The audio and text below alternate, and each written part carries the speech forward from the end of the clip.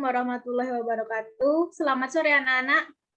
Waalaikumsalam warahmatullahi wabarakatuh. Sore, Bu. Sebelum kita mulai pembelajaran hari ini, sebaiknya kita berdoa masing-masing menurut keyakinan masing-masing. Berdoa dimulai. Berdoa selesai.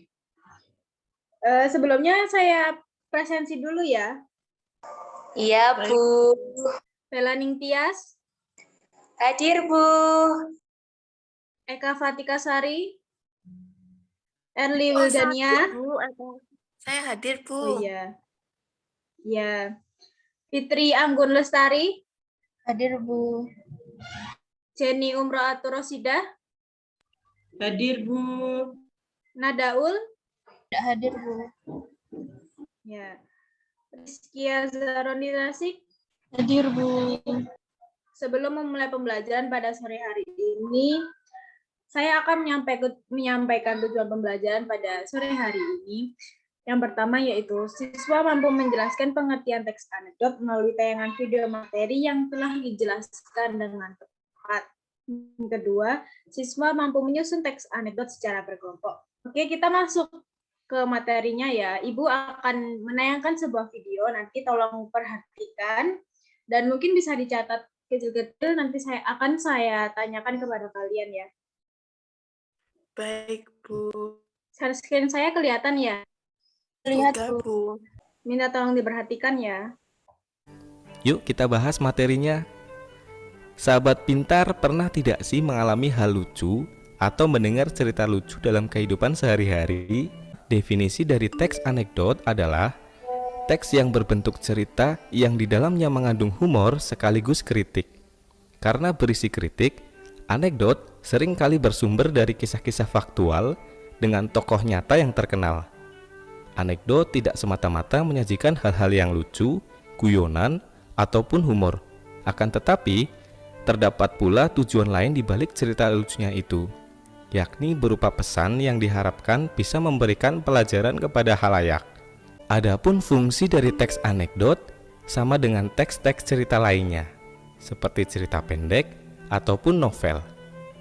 Anekdot berfungsi untuk menyampaikan sebuah cerita, baik fiksi maupun non-fiksi, sehingga pembaca seolah-olah menyaksikan peristiwa yang diceritakan itu. Hanya saja, dibandingkan dengan teks cerita lainnya, anekdot memiliki kekhususan, yaitu mengandung unsur humor ataupun unsur lucu. Kelucuan dalam anekdot tidak sekedar mengundang tawa, tetapi humornya itu ada pula ajakan untuk merenungkan sesuatu kebenaran. Di dalam teks anekdot memiliki struktur, yaitu ada 5: abstraksi, orientasi, tesis atau komplikasi, reaksi, dan yang terakhir adalah koda. Abstraksi merupakan pendahuluan yang menyatakan latar belakang atau gambaran umum tentang isi suatu teks. Orientasi yaitu bagian cerita yang mengarah pada terjadinya suatu krisis, konflik, atau peristiwa utama. Bagian inilah yang menjadi penyebab timbulnya krisis. Krisis atau komplikasi merupakan bagian dari inti peristiwa suatu anekdot. Pada bagian itulah adanya kekonyolan yang menggelitik dan mengundang tawa. Reaksi merupakan tanggapan atau respon atas krisis yang dinyatakan sebelumnya. Reaksi yang dimaksud dapat berupa sikap mencela atau mentertawakan. Dan yang terakhir, koda merupakan penutup atau kesimpulan sebagai petanda berakhirnya cerita. Di dalamnya terdapat berupa persetujuan, komentar, ataupun penjelasan atas maksud dari cerita yang dipaparkan sebelumnya. Bagian ini biasanya ditandai oleh kata-kata seperti itulah, akhirnya, demikianlah. Keberadaan koda bersifat opsional, artinya bisa ada ataupun bisa tidak. Demikianlah pembahasan materi kita kali ini. Sekarang Ibu mau tanya, apa sih pengertian teks anekdot itu? Ada yang bisa menjawab? Saya, Bu. Ya, Erli, dipersilakan. Teks anekdot adalah teks yang berbentuk cerita yang di dalamnya mengandung humor sekaligus kritik. Karena berisi kritik, sumber dari teks anekdot sendiri biasanya nyata terjadi dari kisah faktual dengan tokoh nyata yang terkenal dan menggunakan bahasa yang sopan. Itu, Bu. Oke. Jadi teks anekdot itu membahas cerita-cerita yang lucu gitu, Bu. Iya, betul. Mungkin ada yang bisa menjawab yang lain atau punya pemikiran yang berbeda mungkin. Ada? Saya mau tanya kepada Erli sebagai penjawab pengertian tentang teks anekdot tadi. Sebelumnya, kamu pernah membaca teks anekdot nggak? Kalau misal sudah pernah, bisa kasih tahu Ibu judulnya dan ceritakan tentang apa teks anekdot tersebut. Baik, Bu.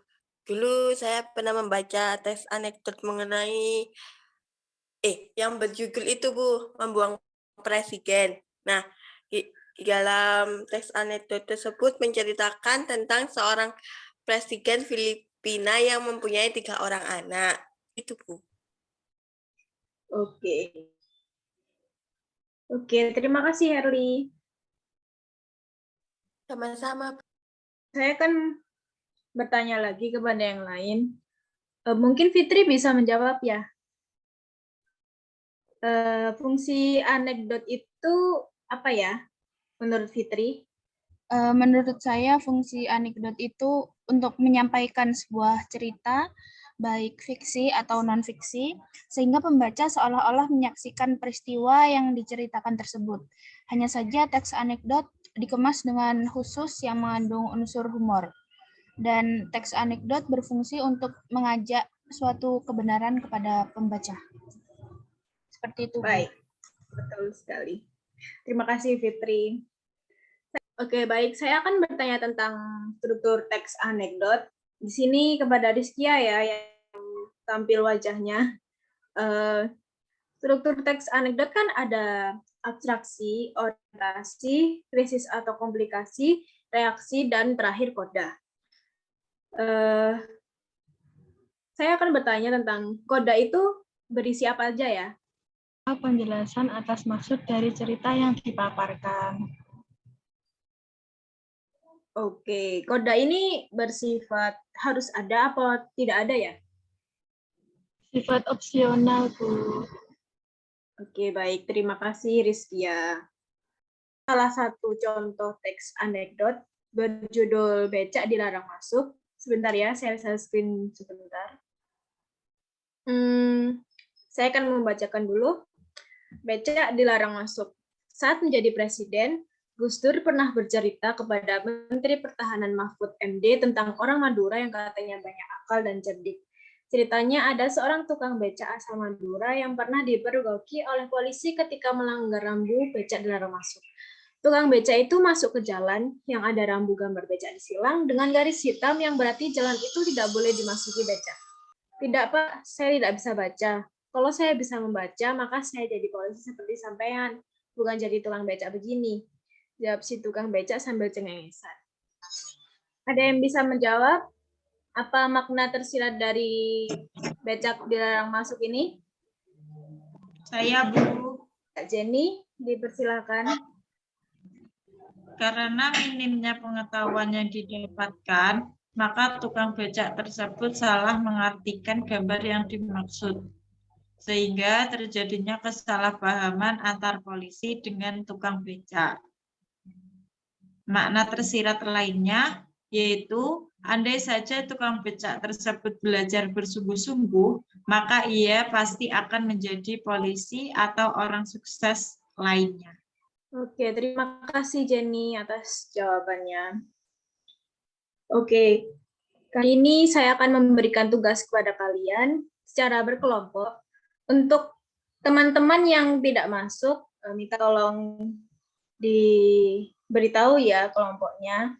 Jadi tugasannya tentang bikin salah satu teks anekdot dengan bahasa yang sopan ya tentunya. Tugasnya akan dikumpulkan minggu depan. Dikarenakan saya hari ini ada urusan penting, jadi tugasnya dikerjakan di rumah saja ya. Baik, Bu. Oke. Oke, terima kasih anak-anak sudah mengikuti pembelajaran pada sore hari ini. Saya mohon maaf bila saya ada salah kata atau kata-kata yang kurang berkenan di dalam hati. Wassalamualaikum warahmatullahi wabarakatuh. Waalaikumsalam warahmatullahi wabarakatuh. Terima kasih, Bu. Terima kasih, Bu. Sama-sama.